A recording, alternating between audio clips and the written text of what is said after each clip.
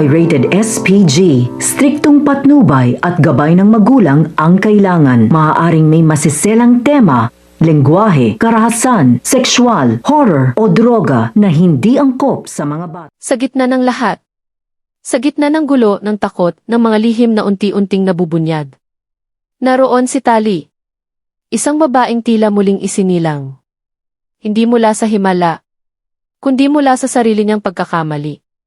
Hindi na siya ang dating padalos-dalos. Hindi na siya ang babaeng basta na lang tinatangay ng agos ng kapalaran.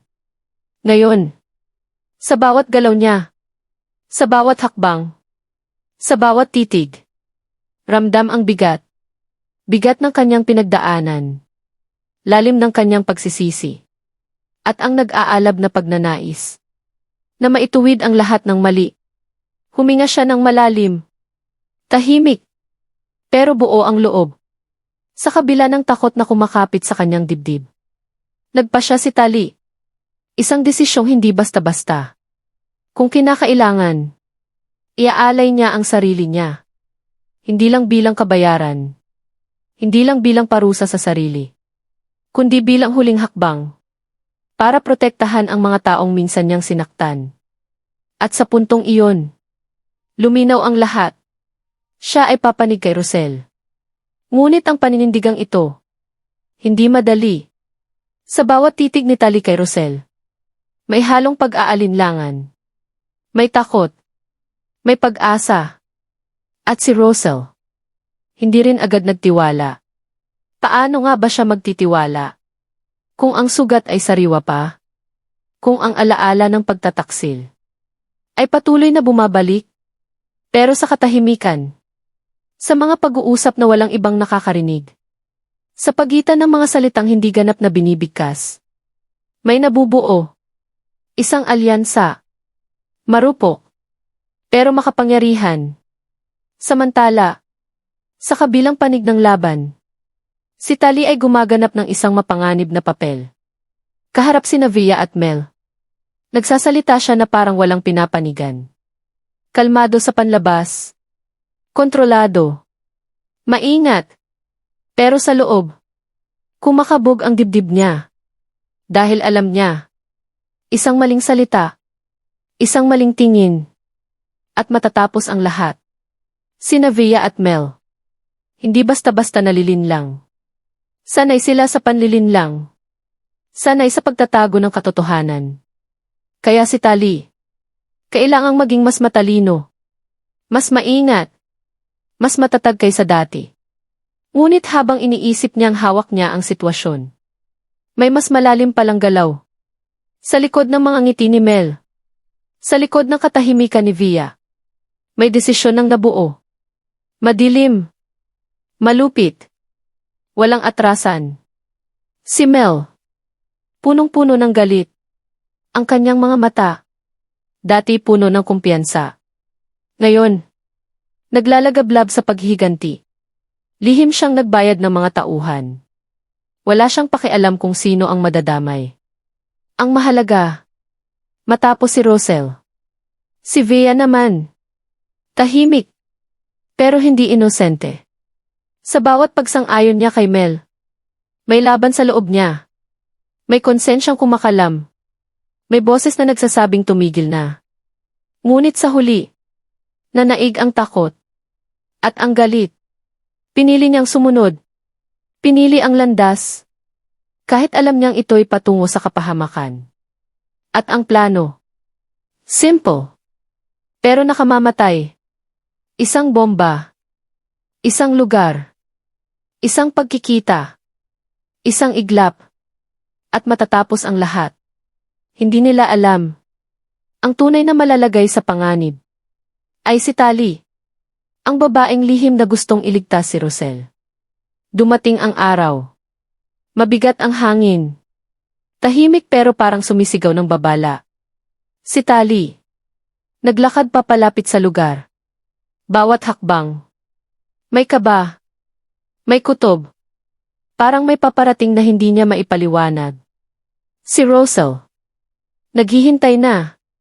Sa kanyang mukha, box ang pag-aalala. At nang magtagpo ang kanilang mga mata, Tumigil ang mundo. Isang sandali. Isang hinga. Isang paalala. Na ang lahat ay maaaring matapos sa isang iglap. Ngunit sa dilim, may mga matang nakatingin. Sina Mel at si Via. Nakatago. Nagmamasid. Hindi para magligtas, kundi para manira. Ang tibok ng puso nila. Hindi takot, kundi pananabik sa nalalapit na pagsabog. Pero ang kapalaran, may sariling laro. Sa huling sandali, may isang detalyeng hindi nila nakita. Isang galaw, isang posisyon, isang presensya. Si Tali, sa isang iglap, ang bitag para kay Rosel. Naging bitag para kay Tali. At doon, nagbago ang lahat. Isang malakas na pagsabog. Isang sigaw. Isang kaguluhan. Takot. Kalituhan. Pagkawasak. Si Rosel. Napasigaw. Tali. Sa kanyang mga mata. Sakit. Pagsisisi. Galit. Galit sa mga gumawa nito. At hindi nagtagal. Lumitaw ang katotohanan. Isa-isa. Ang mga ebidensya laban kina Mel at Via. Lumutang. Ang plano. Ang bayad. Ang tangkang pagpatay. Wala na silang naitago. Sa harap ng batas, wala silang takas. Si Mel, ang dating matapang, unti-unting bumagsak. Sa kanyang mga mata, may pagsisisi. Pero huli na. Si Via, tuluyang nanghina. Ang katahimikan niya, napalitan ng pagtanggap. Sa kapalarang siya mismo ang pumili. At sa huli, dumating ang hatol. Mabigat. Malinaw. Walang awa. Habang buhay na pagkakakulong. Walang piyansa. Walang mabilis na paglaya. Ang kanilang mga pangalan. Nalubog sa kahihiyan. Ang kanilang kinabukasan. Nabura ng sarili nilang desisyon. At habang sila inilalamon ng malamig na rehas ng bilangguan, may isang alaala na hindi kailanman mawawala. Si Tali, ang babaeng handang ialay ang lahat. Isang paalala na sa mundong puno ng kasinungalingan at pagtataksil, ang tunay na pagbabago, may kapalit, at ang bawat pagpili, may presyong kailangang bayaran. Ngunit ang kwento, hindi nagtatapos sa isang pagsabog. Dahil pagkatapos ng ingay, dumarating ang katahimikan. At sa katahimikang iyon, mas lalong naririnig ang sakit. Lumipas ang mga araw. Mabagal. Mabigat. Halos hindi gumagalaw ang oras. Sa isang malamig na silid ng ospital, nakahiga si Tali. Tahimik. Walang imik. Nakikipaglaban sa pagitan ng buhay at kamatayan. Ang mga makinang nakakabit sa kanya. Paulit-ulit ang tunog. Parang bawat BP. Isang paalala na may pag-asa pa. Pero gaano katagal? Sa labas ng silid, naroon si Rosel. Hindi umaalis. Hindi kumikibo. Nakaupo lang. Nakatitig sa pintuan. Parang natatakot na sa pagbukas nito. May marinig siyang balitang hindi niya kayang tanggapin. Mahigpit ang hawak niya sa sarili niyang kamay. Parang pinipigilan ang panginginig. At sa wakas, bumulong siya.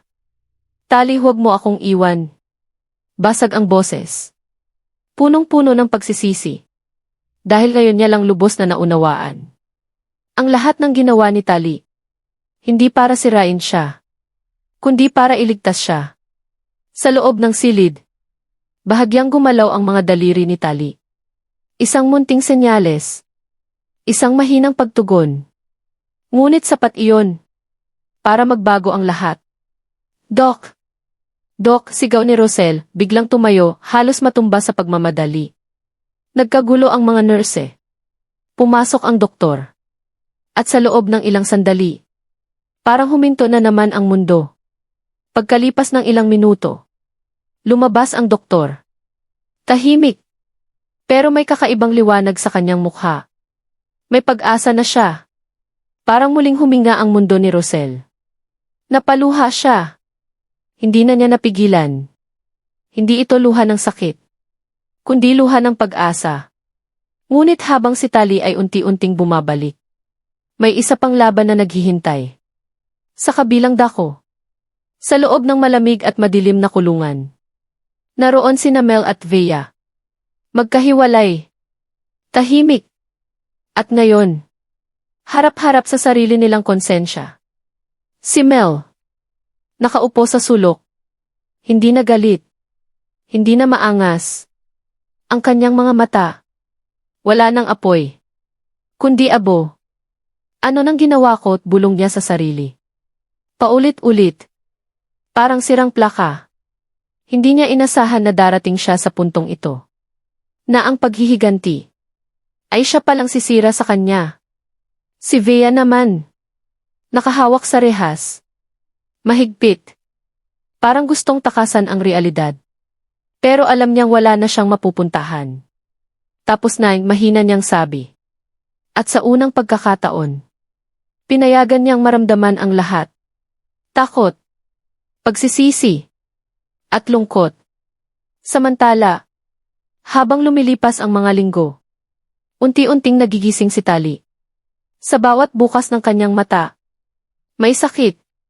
Sa bawat galaw, may kerot. Pero sa likod ng lahat ng iyon, may isang bagay na mas matibay. Pagbabago. Isang araw, ganap na siyang nagkamalay. At ang unang mukha na kanyang nakita, si Rosel. Tahimik. Nakangiti pero umiiyak. Tali, bulong ni Rosel. Saglit na tumitig si Tali. Parang inaalala ang lahat. Ang sakit. Ang desisyon. Ang sakripisyo. At saka, mahina siyang ngumiti. Buhay pa pala ako di. Isang simpleng biro. Pero puno ng kahulugan. Napatawa si Rosel. Kasabay ng pag-agos ng luha. Hindi kita hahayaang mawala, sabi niya, mahigpit ang boses. At sa sandaling iyon, wala nang galit. Wala nang duda. Ang natira na lang ay isang ugnayan na dumaan sa apoy. At nakaligtas. Ngunit hindi ibig sabihin ito. Tapos na ang laban. Dahil ang mundo sa labas, hindi nakakalimot. Ang mga pangyayaring naganap, ang pagsabog, ang pagtataksil, ang katotohanan, ay nag-iwan ng bakas. May mga taong naghahanap ng sagot. May mga lihim na hindi pa ganap na nabubunyag. At higit sa lahat, may mga sugat na hindi basta-basta naghihilom. Habang si Tali ay unti-unting bumabangon, hindi lang mula sa kama, kundi mula sa kanyang nakaraan. Isang bagong yugto ang nagsisimula. Isang yugto na hindi na lang tungkol sa pagtubos, kundi tungkol sa pagharap, sa katotohanan, sa mga naiwan, at sa mga darating pa. Dahil kung may isang bagay na natutunan si Tali, ang tunay na laban, hindi nagsisimula sa galit, kundi sa tapang na harapin ang sarili. At sa pagkakataong ito, handa na siya. Handa na si Tali. Nabayaran ang natitirang presyo.